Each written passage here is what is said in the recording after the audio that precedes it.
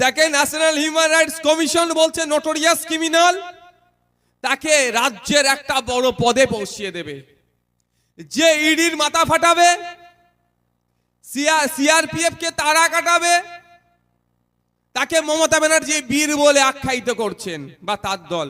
যে গরু চুরি করেছে, গরু পাচার করেছে, কয়লা চুরি করেছে, বালি চুরি করেছে, চাকরি বিক্রি করেছে, এই তৃণমূল কংগ্রেসের নজরে তারা বীর। নওশাদ সিদ্দিকীর গাড়িতে অন্য একজনের গাড়ি এসে চেপে অ্যাক্সিডেন্ট করে বিপদ ঘটাতে পারত। আমার গাড়ির ড্রাইভারের বুদ্ধিমত্তার জন্য সে গাড়িটাকে কন্ট্রোল করে নিয়েছিল। নোটিশ কাকে পাঠাচ্ছে? নওশাদ সিদ্দিকীর গাড়ির ড্রাইভারকে পাঠাচ্ছে, নওশাদ সিদ্দিকীকে পাঠাচ্ছে, থানায় ডেকে বসিয়ে রাখছে। কারণটা কি? আমিও তো কেস করেছিলাম, যেমন আমার নামে কেস করেছে, আমিও কেস করেছিলাম। আমাকে যেভাবে সাইড চেপে কলকাতার মেট্রো রেলের পিলারের সাথে সাঁটিয়ে দিয়েছিল, আমার গাড়ির ড্রাইভার যদি বুদ্ধিমত্তার পরিচয় না দিতেন হয়তো বড় দুর্ঘটনা ঘটতো। আমিও কেস করলাম, কিন্তু এখনো পর্যন্ত যাদের বিরুদ্ধে কেস করলাম কোনো কেস হলো না। ওই গাড়ি, যে গাড়ি আমাদেরকে অ্যাক্সিডেন্ট করতে যাচ্ছিল, যে গাড়ি আমাদেরকে বারবার চাপছিল, সাইড চাপছিল, আমাদেরকে ডিস্টার্ব করছিল, সেই গাড়ির ড্রাইভার আমার গাড়ির ড্রাইভারের নামে করেছে, আমার নামেও করেনি। ভালো করে বুঝুন, আপনাদের বোঝার দরকার আছে। আমার নামেও করেনি, আমার গাড়ি ড্রাইভারের নামে করেছে। ওতে আমাকে ডেকে নিয়ে গিয়ে থানায় বসিয়ে রাখা হচ্ছে। এই মমতা ব্যানার্জির সরকার, তৃণমূলের সরকার কাদেরকে নেতা বলেছেন চাই?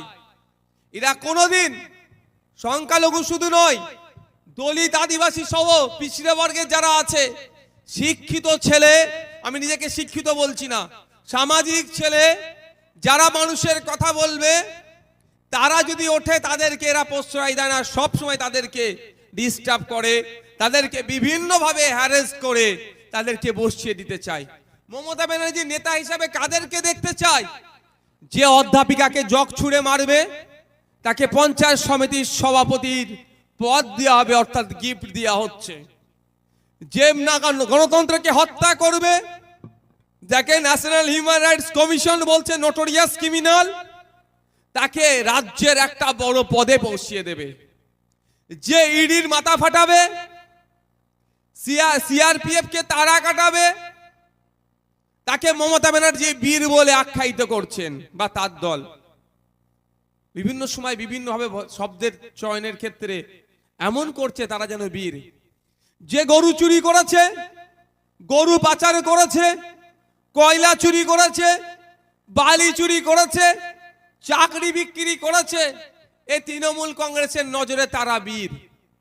আর যারা মানুষের অধিকারের কথা বলে, জাত ধর্ম বর্ণ নির্বিশেষে মানুষ ক্ষুধার সংখ্যা বেড়ে যাচ্ছে, ক্ষুধার্তের সংখ্যা বেড়ে যাচ্ছে, রেশন ঠিকঠাক পাচ্ছে না, বাচ্চাদের মিড ডে মিলের রেশনও চুরি হচ্ছে, এর প্রতিবাদ যখন করছে যে 330 টাকা দিয়ে ফর্ম ফিল আপ করে যাতে চাকরি পায় তার ব্যবস্থা যাতে হয়, এই দাবি যারা তুলছে, সরকারি কর্মচারীদের ডিএর ব্যবস্থা করার কথা যারা বলছে, তাদেরকে বিভিন্নভাবে হ্যারেস করে, বিভিন্নভাবে কাউকে জেল খাটিয়ে, কাউকে পুলিশ দিয়ে বারবার ডাকিয়ে তাদেরকে ভয় দেখানোর চেষ্টা চলছে।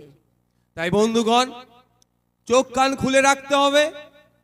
আগামী দিন আসছে 2024 আমাদের জন্য একটা কঠিন পরীক্ষার সময়। আপনাদের কঠিন পরীক্ষা এই জন্যই বললাম, কারণ আপনাদের কাছে এমন ভাবে ভুল মেসেজ দেবে, ওই বিজেপি চলে আসছে, বিজেপি চলে আসছে করে আপনাদের ভোটটা লুটে নেওয়া হবে। এই 2024 নির্বাচন আসছে, দেখবেন দিল্লি থেকে বড় বড় বিজেপির নেতারা আসবে, অমিত শাহজি থেকে শুরু করে যোগীজির মতো নেতারা এসে কি বলবে বাংলাতে, হাম সিএ করকে রাখেঙ্গে। আর বাংলার কিছু বিজেপির নেতা আছে, তারা কি বলবে, এই বসিরহাটের মতো জায়গায় দাঁড়িয়ে বাদুরিয়াতে এসে কি বলবে, বুক দেখে গুলি করা হবে, জায়গায় জায়গায় শীতলকুচি করে দেওয়া হবে, এইটা বলবে। লাভটা কি ভাই? বিজেপি তার ভোট ব্যাংকটাকে সুরক্ষিত রাখবে, আর তৃণমূল জানে উত্তরাধিকারী সূত্রে পেয়েছে, তৃণমূলের বাবার ভোট ছিল, এখন তৃণমূল পেয়েছে, ওর ছেলের ভোটটাও যেন আপনাকে আমাকে দিতে হবে, এমন একটা জায়গায় নিয়ে যে দাঁড় করাচ্ছে। অর্থাৎ সেই বাইনারির পলিটিক্স তৈরি করবে, এমন একটা জায়গায় নিয়ে যে ওরা দাঁড় করাবে জায়গাটাকে, যে বিজেপির বিরুদ্ধেই নাকি একাই তৃণমূল লড়াই করছে, বিজেপির বিরুদ্ধেই নাকি তৃণমূলকে ভোট দিলি বিজেপিকে আটকানো যাবে। আমি আপনারা যারা উপস্থিত আছেন, 2019 সালের আগে আইএসএফ ছিল রাজনীতির ময়দানে? একটু বলুন না ভাই। তখন বিজেপিকে আটকানোর জন্য তৃণমূল কি বলেছিল? কংগ্রেস বা সিপিএম কে ভোট দিও না, ওরা লড়াই করতে পারবে না, আমাকে ভোট দাও, আমি আটকাবো। কিন্তু ভিতর থেকে যে নাগপুরে গিয়ে সেটিং হয়ে যায়নি, আপনি আমি বলতে পারবো তো? সেটিং হয়নি আপনি আমি বলতে পারবো তো? তার উদাহরণের একটা কথা বলছি। অভিষেক ব্যানার্জির কোম্পানি আছে লিপস অ্যান্ড বাউন্স, ওই কোম্পানির অফিসে ইডি রেড করতে গেল, তদন্ত করতে গেল, তল্লাশি করতে গেল। গিয়ে কি দেখলাম? এক অফিসার ওই যে কম্পিউটার আছে, ওই কম্পিউটারের মধ্যে 6টা ফাইল ডাউনলোড করে, এই 16টা না 14টা ফাইল ডাউনলোড করে দিয়েছে। এক অফিসারের মেয়ের কলেজে কোথাও ভর্তি করবে, ওই কোম্পানির কম্পিউটারে গিয়ে সার্চ করে দেখেছে। আচ্ছা আপনারা বলুন, এটা কোনো পাগলও ওই কাজ করবে? আমি যার বিরুদ্ধে তদন্ত করতে যাচ্ছি তার কম্পিউটার আমি ঘাঁটবো আমার কাজের জন্য? তার কম্পিউটারে ফাইল ডাউনলোড করব? আমি ধরে নিলাম ভুল করে করেছে, তাও বলছি আমি ধরে নিলাম ভুল করে করেছে। এবার বলুন, যে অফিসার 14টা ফাইল ডাউনলোড করেছে, অমিত শাহজি সেই অফিসারের বিরুদ্ধে কি অ্যাকশন নিয়েছে এটাও আমাদেরকে জানা দরকার তো। তাকে কি সাসপেন্ড করেছে? তার কাছে কি জবাবদিহি করেছে? খোঁজ নিয়ে দেখুন, বহাল তবিয়তে সেই অফিসার ঘুরছে, তাকে জেলের মধ্যে এখনো রাখেনি। এটা তো বোঝা যাচ্ছে। তদন্ত করতে করতে লিপস অ্যান্ড বাউন্সে যখন কোম্পানিতে পৌঁছেছে, এরপরে কোথায়? কালীঘাটে পৌঁছাবে। কালীঘাটে মানে পিসি ভাইপোর হয়তো এবার গ্যারেজ হয়ে যেতে পারে। সুতরাং তদন্তের মোড়টাকে ঘুরিয়ে দাও। এখন ওটা নিয়ে আলোচনা চলছে, কোর্টে ওটা নিয়ে চলছে, 14টা ফাইল কেন ডাউনলোড করলো এ নিয়ে এখন 2-10টা ডেট পড়বে। দেখুন তাহলে কি হলো? বিচার ব্যবস্থা প্রভাবিত হচ্ছে এক প্রকার, ডিলে করা হচ্ছে এক প্রকার।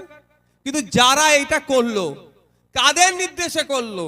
অফিসারের সাহস আছে রাজ্যের মুখ্যমন্ত্রীর ভাইপোর অফিসে গিয়ে তার কম্পিউটারে 14টা ফাইল ডাউনলোড করে দিবার? তাহলে এই সেই অফিসারকে কে নির্দেশ দিল? খোঁজ নিয়ে দেখুন। যে বলছে সিএএ করে দেশ থেকে তাড়াবো, তারা নির্দেশ দিচ্ছে, পালন কারা করছে? একটু খোঁজ নিয়ে দেখুন। তাই বন্ধুগণ বলবো, সময় আমাদের কাছে এখন কঠিন আসতে চলেছে, চোখ কান খুলে রাখুন। শুধু বিজেপিকে আটকানোর দায়িত্ব ভোটারদের। ভোট আসলেই বিজেপিকে আটকাতে হবে। সারা বছর বিজেপি যেভাবে হিংসা, হেট স্পিচ দিচ্ছে, তার বিরুদ্ধে মমতা ব্যানার্জির পুলিশ কজনের বিরুদ্ধে অ্যাকশন নিয়েছে আগে সেটা আমাদের জানতে হবে।